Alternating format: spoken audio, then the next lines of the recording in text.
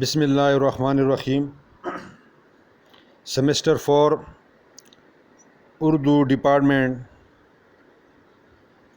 مضمون ہے آپ کا پاکستانی زبانوں کا ادب میں ہندکو اور پشتو۔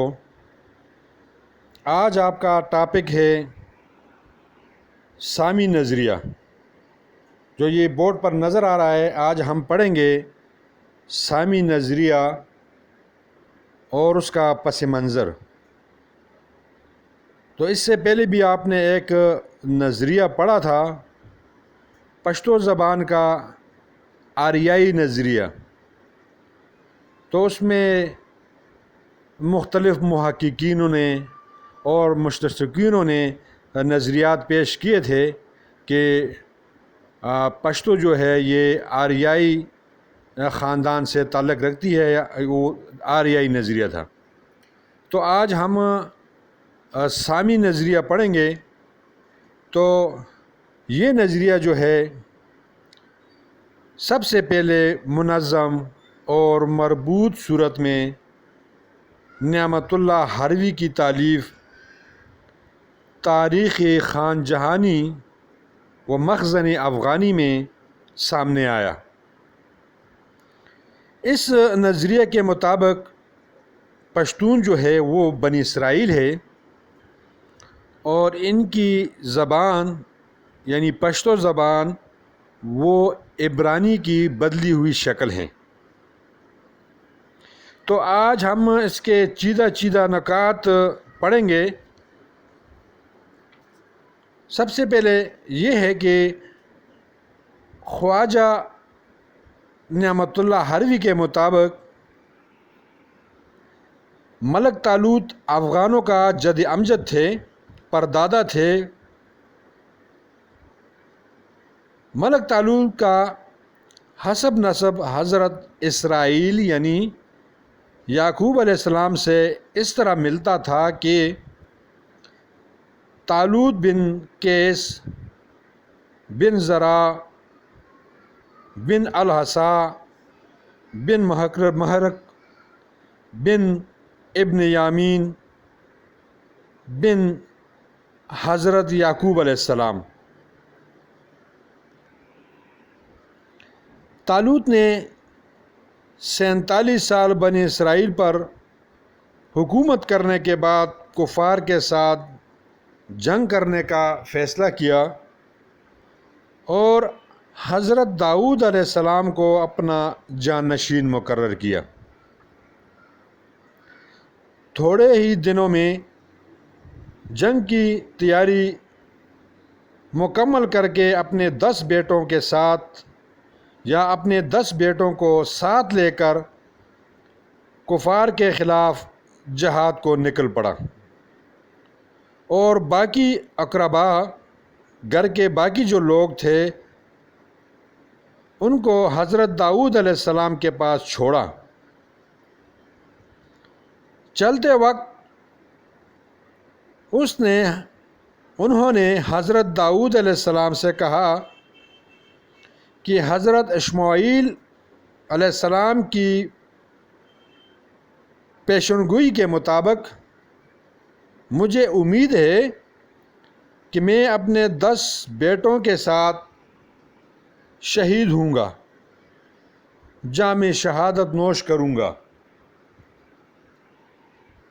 اور ساتھ یہ بھی کہا کہ میرے حرم میں 2 بیویاں ہیں جو حاملہ ہیں، اور مجھے اللہ تعالیٰ سے امید ہے کہ وہ انہیں صحیح سلامت اولاد نرینہ عطا کرے گا۔ اس طرح میری نسل دنیا سے ختم نہیں ہوگی۔ میرے بعد ان 2 لڑکوں کی اولاد سے ایک بہت بڑا قبیلہ وجود میں آئے گا، اور قیامت تک میری نسل دنیا میں باقی رہے گی۔ میں نے حضرت اسماعیل سے یہ بھی سنا ہے کہ حق تعالیٰ اپنی حکمت اور قدرت کاملہ سے ان 2 لڑکوں کی نسلوں سے بہت سارے صالح اور پرہیزگاروں کے علاوہ اولیاء اللہ اور اہل حقیقت کو بھی پیدا کرے گا، اور ان کے قبیلے اپنے کثرت کی وجہ سے دوسرے تمام قبیلوں پر غالب رہیں گے۔ میری وصیت یہ ہے کہ ان میں سے جو لڑکا پہلے پیدا ہو اس کا نام برخیا، اور جو بعد میں پیدا ہو اس کا نام آرمیا رکھا جائے، اور ان کی پرورش اور تربیت میں کوئی کسر اٹھا نہ رکھی جائے۔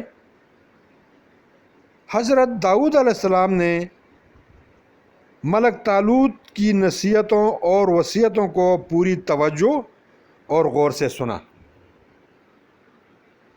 اور اس پر عمل کرنے کا وعدہ کیا۔ ملک طالوت کے جانے کے بعد حضرت داؤد علیہ السلام نے ان دو بیویوں کی پوری طرح خبرگیری کی۔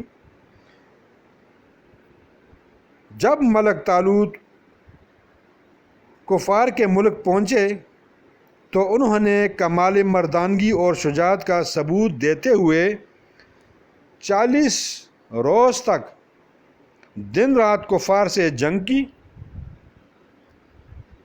چونکہ قدرت کو اس کی شہادت منظور تھی، وہ اس بے جگری سے لڑا کہ اس کے 10 بیٹے ان کے آنکھوں کے سامنے شہید ہو گئے۔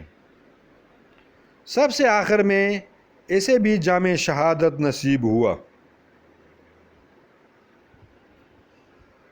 ان کی وفات کے بعد ان کے 2 بیٹے آرمیا اور برخیا پیدا ہوئے۔ حضرت داؤد علیہ السلام کو چونکہ ان کی پیشانی پر سعادت و بزرگی کے آثار دکھائی دے رہے تھے، لہٰذا آپ نے آرمیا کو اپنی فوجوں کا سپہ سالار اور برخیا کو اپنی سلطنت کا وزیر مقرر کیا اور سلطنت کے اختیار ان 2 بھائیوں کو دیے، اور 39 سال تک حضرت داؤد علیہ السلام کی سلطنت کا سارا انتظام انہی 2 بھائیوں کے ہاتھ میں رہا۔ ان کی محنت و لیاقت سے بنی اسرائیل کو ہر طرح کی خوشحالی نصیب ہوئی، ملک سرسبز و شاداب ہوا، قصبوں اور شہروں کی آبادی کئی گنا زیادہ ہو گئی۔ اللہ تعالیٰ نے اپنے فضل و کرم سے ان میں سے ہر ایک کو ایک ایک لڑکا عطا کیا، یعنی ان کے بیٹے ہوئے 2، ہر ایک کا ایک ایک۔ برخیا نے اپنے بیٹے کا نام آصف رکھا اور آرمیا نے اپنے بیٹا کا نام افغنا رکھا۔ حضرت داؤد علیہ السلام کی وفات کے بعد حضرت سلیمان علیہ السلام کو نبوت اور حکمرانی عطا ہوئی۔ آپ نے مخلوق خدا کو عدل و انصاف کی خوشخبری دی اور آصف بن برخیا کو، جو علوم و فنون میں کامل دسترس رکھتا تھا، اپنی سلطنت کا وزیر، اور افغنا بن آرمیا کو اپنے فوجوں کا سپہ سالار مقرر فرمایا۔ اس کے بعد افغنا بن آرمیا کو اللہ تعالیٰ نے 40 بیٹے دیے۔ سب سے بڑے کا نام مسلم تھا۔ اس طرح ان کی نسل بڑھتی گئی۔ خصوصاً افغنا کی اولاد تعداد میں اتنی زیادہ ہو گئی کہ اس وقت ساری دنیا میں کسی قبیلے کی تعداد اتنی نہیں تھی۔ یہ لوگ بیت المقدس کے گرد آباد تھے، یعنی بیت المقدس کے گرد و نواح میں یہ لوگ آباد تھے۔ اس کے علاوہ بہادر شاہ ظفر کاکا خیل نے نعمت اللہ ہروی کے اس نظریے کو مزید تفصیل اپنے الفاظ میں یوں کی ہے، اس طرح بیان کی ہے کہ پشتو زبان عبرانی کی بدلی ہوئی شکل ہے۔ یہ زبان حضرت سلیمان علیہ السلام کو جنات نے سکھائی تھی، اور اس زبان میں حضرت سلیمان علیہ السلام آصف و افغنا کے ساتھ راز کی باتیں کیا کرتے تھے۔ حضرت سلیمان علیہ السلام بنی اسرائیل پر 80 سال حکمران رہے اور پھر فوت ہوئے۔ آپ کے وفات کے بعد آصف اور افغنا بھی فوت ہوئے۔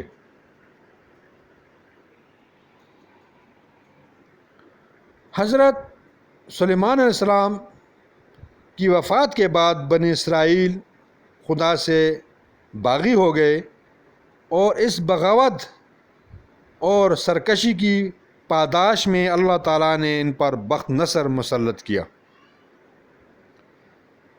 جس نے بیت المقدس پر حملہ کر کے ہزاروں یہودیوں کو قتل کیا اور ہزاروں کی تعداد میں قید کر کے بابل پہنچایا، اور بنی افغان کو شام سے جلا وطن کر کے افغانستان کے علاقہ غور، غزنی اور کابل کی طرف دھکیل دیا۔ افغانہ کی اولاد نے ایران اور افغانستان میں رہائش اختیار کی اور رفتہ رفتہ ان تمام علاقوں پر قبضہ جمایا۔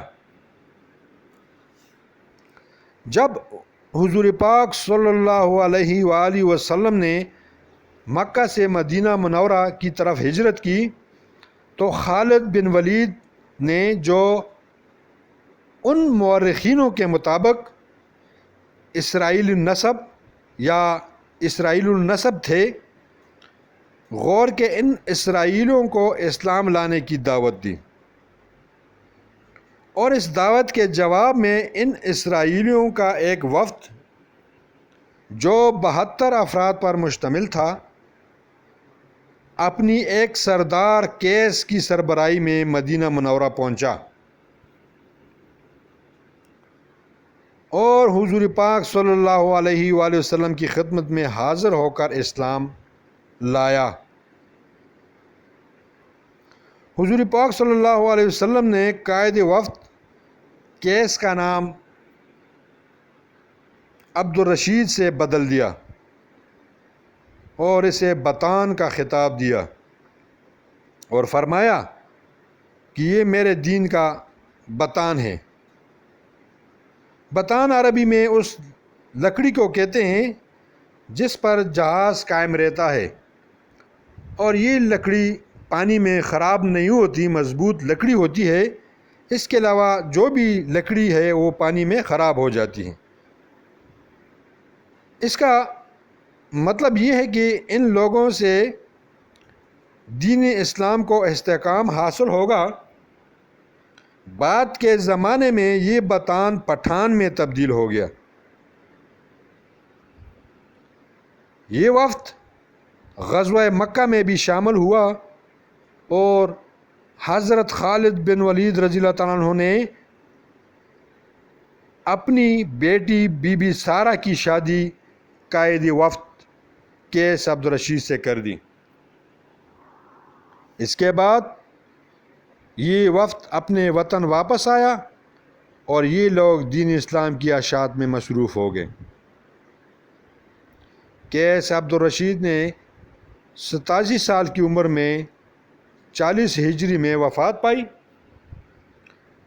اس کے 3 بیٹے تھے، سڑبن، غورغشت اور بیٹن، اور یہ سارے پشتون قبائل ان 3 بیٹوں کی اولاد ہیں۔ یہ نظریہ خواجہ نعمت اللہ ہروی کے علاوہ خوشحال خان خٹک کے پوتے اور تاریخی مرصع کے مؤلف محمد افضل خان اور خلاصۃ الانساب کے مؤلف حافظ رحمت خان سولت افغانی کے مؤلف زرداد خان ناغر، اسرائیل یا ملت افغانہ کے مؤلف سید جبار شاہ، تاریخی پشتون کے مؤلف قاضی عطا اللہ خان اور مستشرقین میں سر ولیم جونز، الیگزینڈر برنس وغیرہ نے بھی بعض ترامیم کے ساتھ یہ نظریہ بیان کیا ہے۔ ان میں سے بعض نے اس بات پر بھی زور دیا ہے کہ پشتونوں کی شکل و شباہت، قد و قامت وغیرہ چونکہ یہودیوں سے خاصی مشابہت رکھتی ہے، اس لیے ان کا یہودی النسل ہونا قرین قیاس ہے۔ تو یہ نظریہ آپ کا تھا سامی نظریہ، اس کا پس منظر، اور اس سے پہلے بھی ہم نے آپ کو آریائی نظریہ پڑھایا تھا۔ تو آریائی نظریہ الگ اور سامی نظریہ، یہ الگ الگ دو نظریے ہیں، اس کو آپ ذہن میں رکھیں گے۔